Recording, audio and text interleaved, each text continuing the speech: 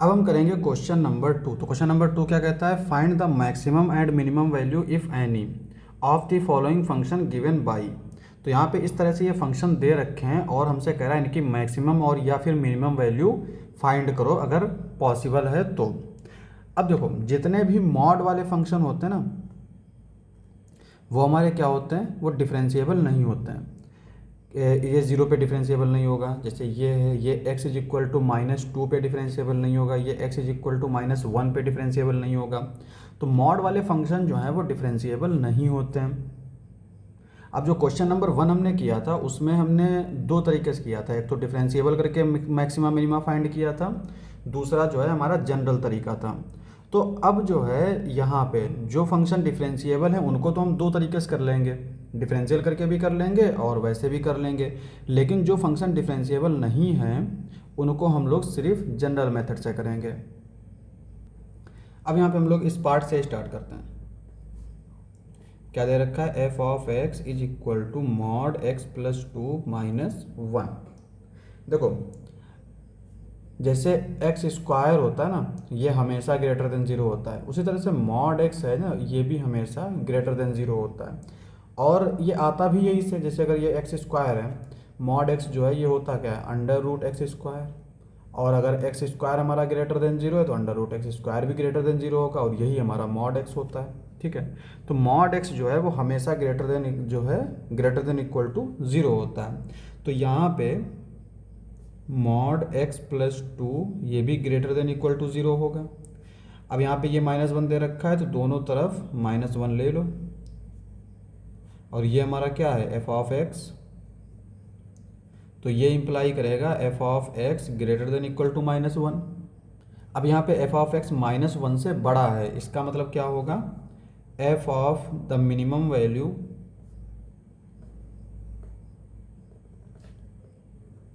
Of F of X is -1, maximum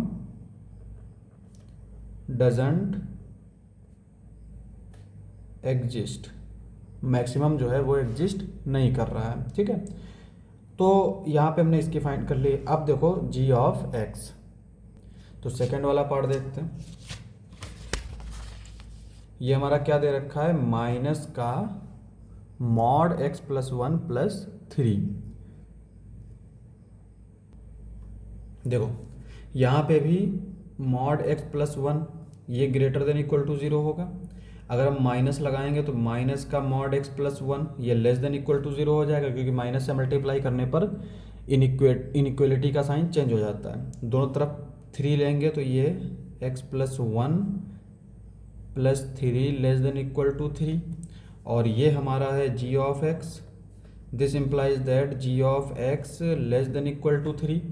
इसका मतलब ये हुआ कि जी की जो मैक्सिमम वैल्यू है वो क्या है, 3। This implies that maximum value of G X is equal to 3, minimum doesn't exist. तो इसका मिनिमम जो है वो एग्जिस्ट नहीं कर रहा है। अब करते हैं हम लोग थर्ड वाला पार्ट। तो थर्ड वाला पार्ट क्या दे रखा है, H X is equal to sine 2x plus 5। अब ये वाला फंक्शन हमारा डिफरेंशिएबल भी है। ठीक है, तो हम इसको दोनों तरीके से करेंगे। यहाँ पे जो साइन 2x दे रखा है, साइन 2x की रेंज क्या होती है, 1 और -1 के बीच में होता है। तो देखो यहाँ पे साइन 2x ये लेस देन इक्वल टू 1 होगा, ग्रेटर देन इक्वल टू -1 होगा।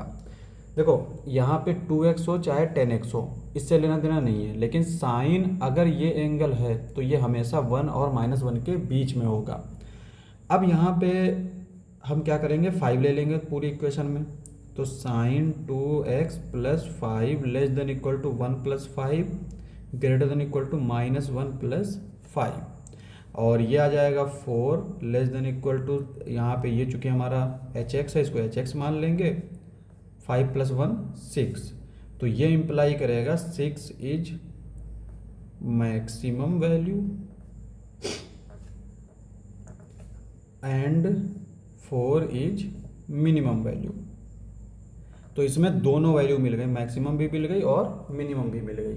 अब दूसरा तरीका क्या है, डिफरेंशियल वाला हमारा ये फंक्शन दे रखा है, तो इसका डिफरेंशियल करेंगे H dash X is equal to cos 2x, और फिर 2x का डिफरेंशियल करेंगे तो 2 प्लस ये आ जाएगा 0, इसको लिख सकते हैं 2 cos 2x। अब क्रिटिकल पॉइंट के लिए क्या करते हैं, इसको 0 रख लेते हैं, तो यहाँ से अगर हम देखेंगे तो cos 2x is equal to 0। अब यहाँ पे cos x जो है वो 0 कब कब होता है, देखो अगर हम क्वाड्रेंट से देखें तो इस पे यानी π/2 पे 0 होता है और इस पे 0 होता है 3π/2 पे। अब इसका जो सर्कुलर जितना कंप्लीट होता रहेगा, जैसे मान लो यहाँ पर π/2 पे 0 है तो 2π प्लस π/2 फिर 0 हो जाएगा, 2π प्लस π/2 फिर 0 हो जाएगा। इस तरह से यहाँ पे 2π जोड़ के जब भी यहाँ पे आएंगे तो हमारा जो है cos 2x 0 हो जाएगा। तो इन जनरल जो है वो हमारा होता है cos 2nπ प्लस माइनस π/2, ये होती है general value 2nπ plus minus π/2, ठीक है। लेकिन हमें चूंकि दो वैल्यू से ही काम चल जाएगा तो हम दो वैल्यू ले लेंगे, एक तो ये वाली यानी π/2, दूसरी ये वाली यानी 3π/2। तो 2x की वैल्यू अगर हमने π/2 ली यानी n की वैल्यू हमने 0 रख दी तो x आ जाएगा π/4, और 2x अगर हमने लिया 3π/2 तो x आ जाएगा 3π/4। ये दो वैल्यू आ गई। तो इन दो पॉइंट्स को हम लोग बोलते हैं क्रिटिकल पॉइंट या टर्निंग पॉइंट। अब h डैश x, इससे हमें ये मिल गया कि इसमें टर्निंग पॉइंट बहुत सारे हैं, क्योंकि 2nπ प्लस माइनस π/2 है, यानी n की वैल्यू जितनी भी तुम चेंज करोगे उतने तुम्हें टर्निंग पॉइंट मिल जाएंगे, ठीक है। अब यहाँ पे h dash x cos 2x है, इसका डबल डैश निकालते हैं तो ये आ जाएगा माइनस का साइन 2x, और फिर 2x का डिफरेंशियल करेंगे तो ये आ जाएगा 2 माइनस 2 साइन 2x, ये आ गया h डबल डैश x। अब यहाँ पे हम जानते हैं कि h डबल डैश x जो है अगर ये पॉजिटिव है तो उस पॉइंट पे मिनिमम होगा, और जिस पॉइंट पे ये निगेटिव है उस पॉइंट पे मैक्सिमम होगा। तो यहाँ पे अगर हम पहले π/4 रखते हैं तो h डबल डैश π/4, ये क्या आ जाएगा माइनस का 2 साइन, π/4 रखेंगे तो ये π/2 बचेगा, और ये यहाँ पे ये आ जाएगा -2 आया, इसका मतलब क्या हुआ लेस देन 0, इसका मतलब ये हुआ at x is equal to π/4 fx is maximum.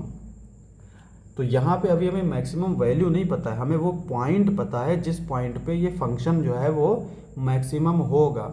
इसी तरह से अगर हम h डबल डैश इसकी जगह पर रखें 3π/2 तो क्या आ जाएगा हमारा, ये आ जाएगा, पहले तो ये 3π/4 है तो 3π/4 रखेंगे ये वाली वैल्यू, ठीक है।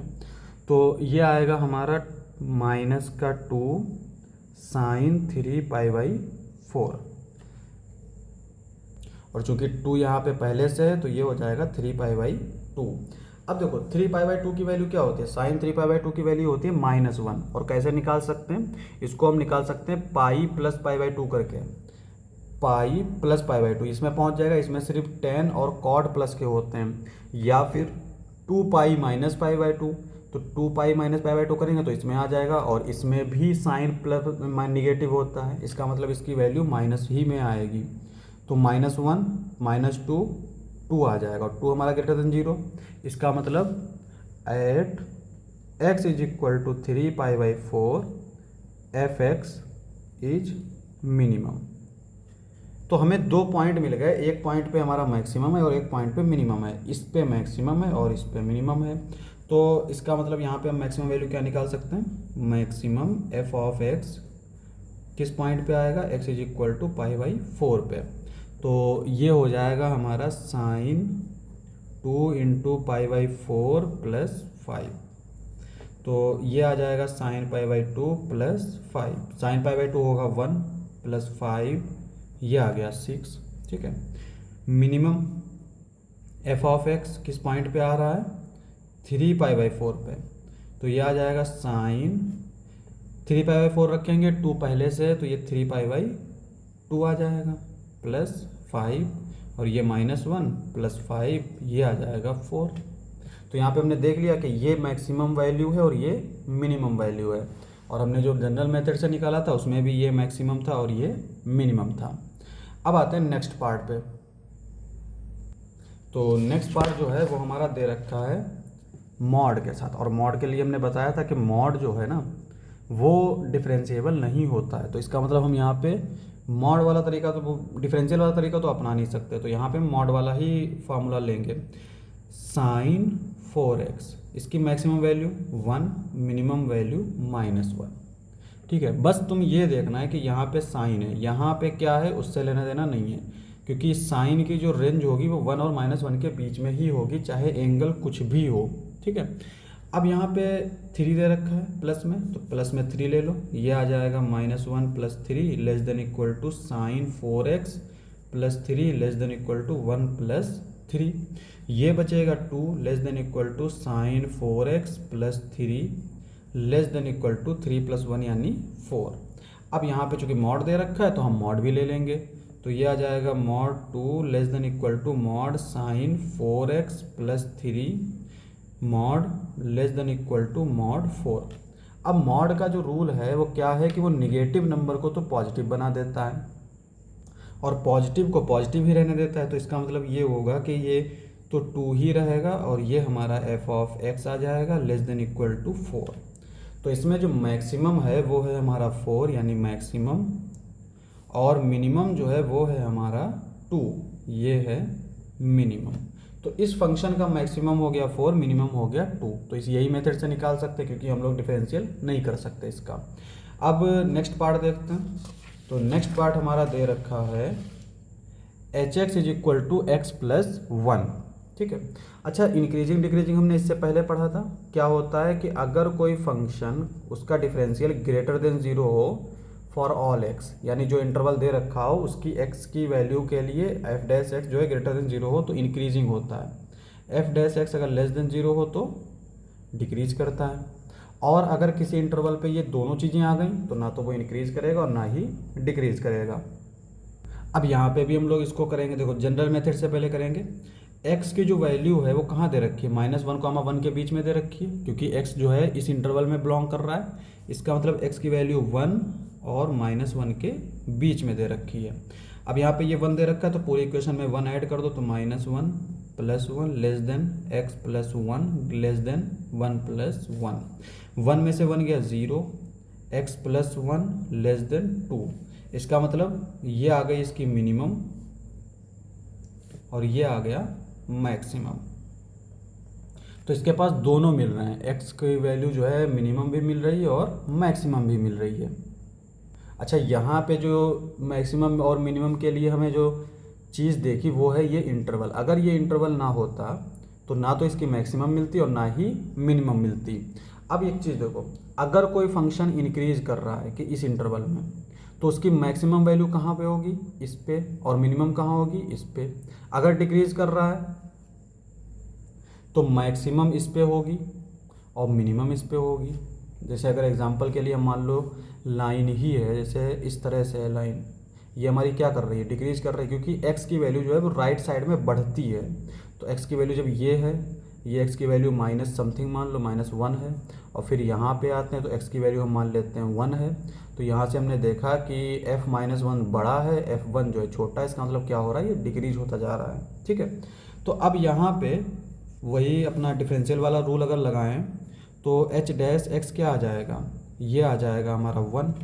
ठीक है, अब 1 आ गया, अब 1 जो है वो ग्रेटर देन 0 होता है। अब क्योंकि जो मैक्सिमम मिनिमम फाइंड करने का रूल है वो ये है कि h' को 0 रखेंगे और फिर हम x की वैल्यूज निकाल लेंगे। लेकिन h' को अगर हम यहाँ पे 0 रखेंगे तो 1 0 हो जाएगा, जो कि पॉसिबल नहीं है, यानी h' जो है वो 0 हो ही नहीं सकता।